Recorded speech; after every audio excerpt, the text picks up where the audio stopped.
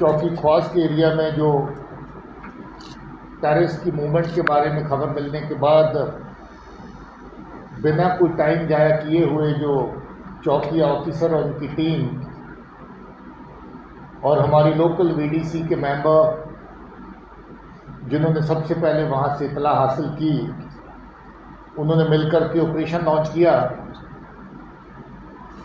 जिसको आर्मी ने भी ज्वाइन किया, आर्मी के यूनिट ने भी। और उस ऑपरेशन का नतीजा जो निकला कि एक खूंखार दहशतगर्द जो पाकिस्तानी मूल का है, पाकिस्तान का रहने वाला था, जो किसी एक ग्रुप का हिस्सा था, जो ग्रुप काफ़ी लंबे अरसे से रजौरी के अंदर एक्टिव था, और ये शक है कि वो काफ़ी सारी टेररिस्ट एक्टिविटीज़ को प्लान करके अंजाम देने की ताक में भी था। और ये भी शक है कि कुछ एक्टिविटीज़ में वो शामिल भी रहा होगा, क्योंकि फॉरेन टेररिस्ट की यहाँ पर कोई ख़ास पहचान नहीं होती जब तक वो मारा नहीं जाता। उसके बाद ही छोटी मोटी जो डॉक्यूमेंट्स, जो चीज़ें उनसे मिलती है, उसके बाद उसकी पहचान होती है। लोकल हलकों में उसको पहचानना मुश्किल होता है। तो ये एक कामयाब ऑपरेशन जिसमें हमारी चौकी के ऑफिसर और उसके जवान साथियों ने और वीडीसी ने मिलकर के सब्सिक्वेंट आर्मी की सपोर्ट के साथ जो ऑपरेशन किया, जिसमें इस आतंकी का, दहशतगर्दी के सरगुना का सफाया हुआ इस एरिया में। वो ऑपरेशन लंबा अरसा चलता रहा और उसके बाद जो वहाँ से भाग निकले आतंकी, उनकी भी हॉट चीज चलती रही। और कुछ दिनों के बाद, लगभग 10-12 दिन के वक्फे के बाद, एक और दहशतगर्द जहाँ से रियासी के रास्ते पे चलते हुए पहाड़ी से नीचे गिरा हुआ, मरा हुआ पाया गया, जिसके बारे में पहले ही इतला एडीजी जम्मू और इनकी टीम और डीआईजी उधमपुर अपने मीडिया की ब्रीफिंग में दे चुके हैं। ऐसा लग रहा है कि ये ग्रुप बड़ा था और यही ग्रुप आगे बिखर करके दो हिस्सों में, दो की टोली में चल रहा था, जिसकी एक टोली 3 दिन पहले फिर से रियासी के चसाना एरिया में स्पॉट की गई और उसकी इतला आने के बाद फिर से वहाँ पर थाना चसाना और चौकी तुली ने मिलकर के ऑपरेशन वहाँ पर किया, जिसको सब्सिक्वेंटली 33 आरआर की टुकड़ी ने भी ज्वाइन किया। वो ऑपरेशन अभी भी जारी है। उस ऑपरेशन में भी एक दहशतगर्द अभी तक मारा गया है, जो लगता है कि पाकिस्तानी मूल का है। उसकी पहचान और बाकी चीज़ें सब्सिक्वेंटली शेयर कर ली जाएंगी, मगर अंदाज़ा है कि वो भी पाकिस्तानी ओरिजिन का है। और उसका दूसरा साथी जो उसी जगह पे शामिल था, वो वहाँ से किसी वजह से रात को बहुत तेज़ बारिश हुई। वो ऐसा इलाका है जहाँ पर लाइट की प्रोविज़न कम होती है और वहाँ से वो रात के अंधेरे में बच निकला। उसकी तलाश अभी जारी है। हमारी पुलिस की पार्टियाँ, रियासी पुलिस की और बाकी लोग उसके सर्च में अभी लगे हुए हैं और मुझे उम्मीद है कि वो पार्टियाँ कामयाब होंगी उसको लोकेट करने में और न्यूट्रलाइज करने में। मैं इस टीम को शाबाश देता हूँ, क्योंकि इन टीम की अच्छी शुरुआत को लेकर के अभी तक एक के बाद एक ऑपरेशन आगे बढ़ता चला जा रहा है। और मुझे उम्मीद है कि इसके साथ जुड़े हुए जितने भी लोग हैं, उनको पुलिस और फोर्सेस मिलकर के उनका सफाया करने में कामयाब होंगी। रजौरी और पुंछ के खित्ते में पिछले कुछ अरसे से दहशतगर्दी की कार्रवाइयों को बढ़ावा देने के लिए पाकिस्तान की साजिश को लेकर के, जहाँ पर जो ग्रोह पाकिस्तान की तरफ से इन्फिल्ट्रेट करवाए जा रहे हैं, कुछ यहाँ पर दहशतगर्दी की कार्रवाइयाँ उन्होंने की, मगर जिस तरीके से हमारे लोगों ने, पुलिस ने, फोर्सेस ने इस एरिया की एरिया डोमिनेशन और सुरक्षा को मजबूत किया है, जिस तरीके से बड़ी तादाद में ऑपरेशंस जगह जगह लॉन्च किए गए हैं, ऐसे ग्रुप्स को बहुत जगह तो इन्फिल्ट्रेट करते हुए उनका सफाया किया गया और जो बचे हुए लोग आगे निकल के आ गए, उनका भी एक के बाद एक करके सफाया हो रहा है।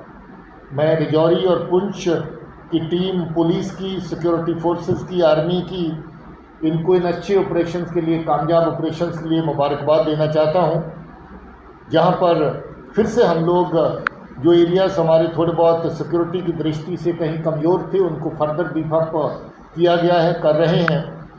और किसी भी सूरत में जहाँ पर आतंक का सर उठने नहीं दिया जाएगा उसको कुचला जाएगा। जहाँ पर पुलिस और फोर्सेस के साथ साथ वीडीसी बहुत हद तक एक्टिव हो चुकी हैं। वीडीसी जिस तरीके से हमारे ऑपरेशन ग्रिड के अंदर शामिल हो रही हैं वो काबिल तारीफ़ है। इसके साथ जो बाकी सिविल जराए हैं वीडीसी के बाहर, जो हमारे शहरी हैं, आम लोग हैं, वो हमारी मदद कर रहे हैं। उसके लिए मैं हम वीडीसी के मेम्बरान और बाकी सिविलियन साइड से जो लोग हमारे ऑपरेशनल ग्रिड के अंदर काम कर रहे हैं उनको भी मुबारकबाद देता हूं, उनको भी शाबाशी देना चाहता हूं। मुझे उम्मीद है कि ADG Kashmir, DIG range, SSP जिला, बाकी जो सिक्योरिटी फोर्सेस है उनके जो ऑफिसर और उनकी टीमें, आर्मी के ऑफिसर उनकी टीमें जिस तरीके से काम कर रही हैं, हम पाकिस्तान की हर नई साजिश को नाकाम करने में कामयाब होंगे। जैसा आप देखते हैं कि जहां पर बॉर्डर पे इन्फिल्ट्रेशन करते हुए बहुत सारे ग्रुप्स का अभी तक सफाया हुआ है, ये अपने आप में कामयाबी का एक नया मापदंड है, एक नया मेयार है।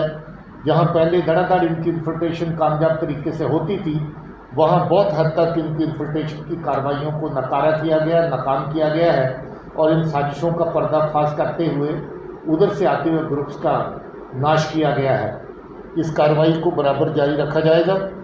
मैं चंद रोज पहले जहां एक आर्मी के सेक्टर में सिक्योरिटी का जायजा लेने के लिए आर्मी के ऑफिसर्स को भी मिला था, वहां पर एरिया की सिक्योरिटी के दृष्टि से किस तरह की ज़रूरतें हैं और उसमें पुलिस कहां पर उनका सहयोग कर सकती है, उसके ऊपर भी चर्चा हुआ था।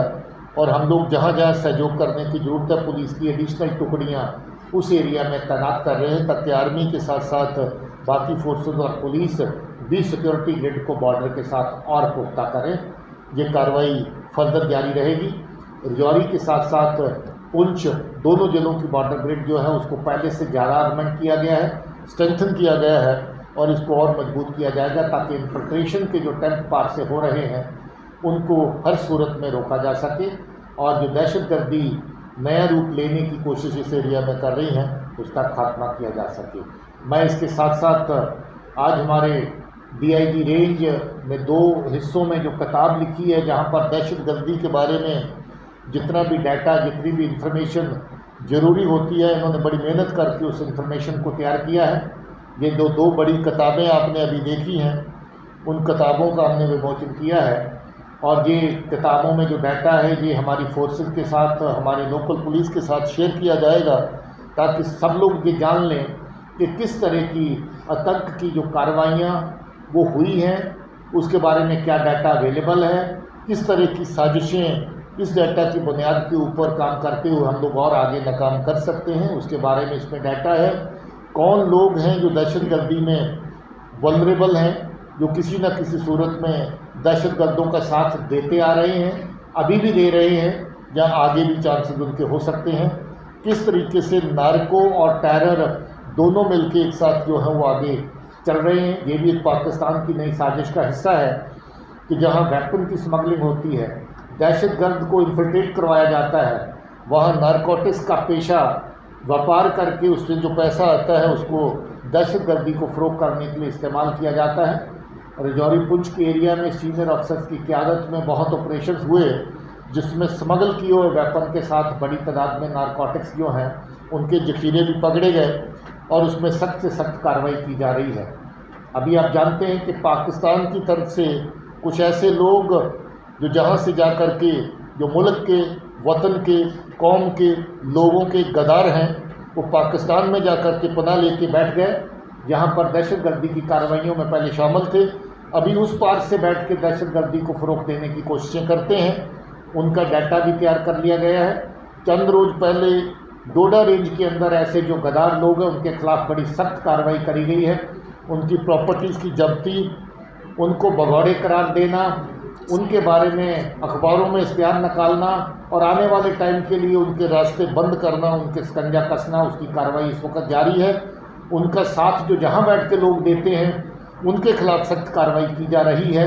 ये जो आर पार में आपसी रिश्ते, दहशतगर्दी को फ़रोग़ देने के लिए पैदा हुए उन रिश्तों को तोड़ा जाएगा, निचोड़ा जाएगा और उनको ख़त्म किया जाएगा। उसके ऊपर सख्त कार्रवाई जैसे वहाँ हुई है, इसी तरीके से ऐसी कार्रवाई राजौरी पुंछ रेंज में भी की गई है और उनकी निशानदेही अभी भी जारी है। इस तरह के लिंक जो पार से दहशतगर्दी को चलाने वाले लोकल लिंक जहाँ पर पैदा करने की कोशिश करते हैं, उनको किसी भी सूरत में बख्शा नहीं जाएगा। सख्त से सख्त कार्रवाई उनके खिलाफ की जाएगी। और कोई सवाल आपका हो तो आप। राजौरी के अंदर जितने भी ODW हैं, इसको किस तरह देखें? मैंने उसके बारे में कह दिया। अब एक का तफसील में जवाब देना जरूरी नहीं है। मैंने कहा कि जो आर पार से काम करने वाले जहाँ पर OGW तैयार करते हैं, उनकी निशानदेही की गई है, की जा रही है और उनके खिलाफ सख्त से सख्त कार्रवाई जो है करी भी जा रही है और आगे भी की जा रही है। राजौरी पुंछ में कितने ग्रुप अभी भी एक्टिव हैं? इसका एग्जैक्ट डाटा देना जो है वो मुमकिन नहीं होता। जैसे हम लोग पहले भी बात करते हैं कि 1-2 ग्रुप ऐसे हैं जो ज़्यादा से ज़्यादा 3 ग्रुप ऐसे जिनका अलग अलग जगह पे साइटिंग होती रहती है। जो मोबाइल रहते हैं, एक जगह से दूसरी जगह में हिलते फिरते रहते हैं, जिसके चलते इनकी गिनती कई बार ज़रूर से ज़्यादा भी आंकी जाती है। 9 से 12 के करीब इनकी गिनती आंकी जाती, जिसमें अभी देख लीजिए 3 लोगों का सफाया पिछले कुछ दिनों से हो गया, चौथा अभी उसकी सर्च जारी है। और उससे पहले भी जहाँ पर एक दहशतगर्द मारा गया था, तो इनको कम करने का सिलसिला इस वक्त जारी है। इनकी ये भी कोशिश रहती है कि जहाँ से पार करके जहाँ सा एरिया और कश्मीर की तरफ चले जाएं। चांसेस ये भी रहते हैं कि कुछ लोग कुलगाम शोपियां के एरिया में जहाँ से क्रॉस करके वहाँ जा कर के पनाह लेते हैं, वहाँ पर भी निशानदेही करने का सिलसिला बराबर जारी है। कुछ एक फॉरेन टेररिस्ट की वहाँ पर भी सूची बनी है, निशानदेही की गई है। मुमकिन है कि इनका इधर से उधर और उधर से इधर आने का सिलसिला आपस में चलता रहता हो और यही गिनती जो है कभी इधर काउंट होती है और कभी इधर से पार कुलगाम और शोपियां के एरिया में भी काउंट होती है। मगर हम दोनों तरफ एक्टिव हैं, दोनों तरफ इनका सफाया करने की कार्रवाई जारी है। सर, राजौरी पुंछ गुलिस्तान न्यूज़ से सर, ड्रग्स की बात आपने भी की, ये बड़ा चैलेंज इस वक्त जरूर बन चुका है राजौरी पुंछ के लिए खास करके। हालांकि हम ये कहेंगे राजौरी पुलिस की तरफ से पिछले कुछ 2-3-4 महीने से ड्रग्स माफिया के खिलाफ बड़ी कार्रवाइयाँ की जा रही हैं। कहीं ना कहीं अभी जो ड्रग पाकिस्तान से इस तरफ आ रही है, इस पर रोक लगने में थोड़ी सी कमी देखने को मिली। लगातार इस तरह के मामले सामने रहे। चाहे कुछ दिन पहले की बात करें, राजौरी पुलिस ने सुंदरबन में 23 किलो के हेरोइन पकड़ी। पुंछ पुलिस ने बड़ी कार्रवाइयाँ की हैं, कुछ लोग गिरफ्तार किए, छोटे डीलर बहुत सारे गिरफ्तार होंगे। मगर इस पर रोक लगाने के लिए क्या काम किया जाएगा कि यहाँ पाकिस्तान से न पड़े? देखिए, इस पर रोक लगाने के लिए पहले तो पाकिस्तान की एजेंसीज को काम करना होगा, जहाँ से जो सामान तैयार होकर इधर आता है। हम तो उसी पे कार्रवाई कर सकते हैं जो सरहद पार करके इस तरफ आएगा, जिसकी निशानदेही होगी। हमने ड्रोन से आए हुए नशे की तस्करी के कितनी कंसाइनमेंट पकड़ी हैं, न सिर्फ इस एरिया में बल्कि IB सेक्टर में भी। जो लोग लेके आते हैं उसके ऊपर शिकंजा कसा गया है। बहुत सारे लोग बॉर्डर के ऊपर जो सरहद के गांव में लोग हैं और वो वहाँ पर जो हमारे इधर के लोग उधर वालों का साथ दे करके तस्करी को फ़रोग़ देते हैं, उनके खिलाफ कार्रवाई की गई है। मुझे ये लगता है कि हम लोग जहाँ पुलिस की कार्रवाई, सिक्योरिटी फोर्सेस की कार्रवाई बड़ी सख्ती से इसमें अमल में लाई जा रही है, वहाँ लोगों को भी सतर्क होने की ज़रूरत है। लोग भी अपने अपने एरिया में देखें और ऐसे गंदे जो अनासर हैं उनको आइडेंटिफाई करें, उनकी निशानदेही करें। न सिर्फ वो मुल्क के गद्दार हैं मगर के समाज के जो गद्दार हैं जो यहाँ पर लोगों की ज़िंदगियों के साथ खिलवाड़ करना चाहते हैं, हमारे नौजवान को तबाह करना चाहते हैं। सर, इसके साथ अगर जिस तरह मिलिटेंटों के खिलाफ कार्रवाई की जा रही है, जो उस पर बैठ के कार्रवाइयाँ कर रहे हैं, उनकी प्रॉपर्टी जब्त की जा रही है, गिराई, ऐसा क्यों नहीं किया जा रहा? जो बहुत बार जो बड़े स्मगलर हैं राजौरी, बहुत सारी प्रॉपर्टीज़ अभी जब्त की जा चुकी हैं, बहुत सारी प्रॉपर्टीज़ को जब्त करने का सिलसिला अभी जारी है। बहुत सारे लोग ऐसे हैं जिनको PSA में बंद कर दिया गया है। आपके पास इसके अलावा कोई लिस्ट हो तो लोकल पुलिस के साथ जरूर शेयर करें। राजौरी पुंछ रियासी जिले में पिछले कुछ वक्त से इनकाउंटर भी चल रहे हैं, हमले भी हुए हैं, और क्या इनमें लग रहा है कि जो आतंकी संगठन है क्या वो वापस से रिवाइव होने की कोशिश करें? सिक्योरिटी फोर्सेस के लिए कितना बड़ा चैलेंज? मैंने पहले ही वो कह दिया अपनी ब्रीफिंग के दौरान कि ये साजिश के यहाँ से फिर से एक्टिव किया जाए, साजिश को नाकाम करने की कार्रवाई बराबर जारी है और इस कार्रवाई को बहुत बड़ी कामयाबी मिली है। आगे भी ये कार्रवाई चलती रहेगी और हम किसी भी तरीके से मिलिटेंसी को सर नहीं उठाने देंगे। बहुत बहुत शुक्रिया। अब आप जा सकते हैं।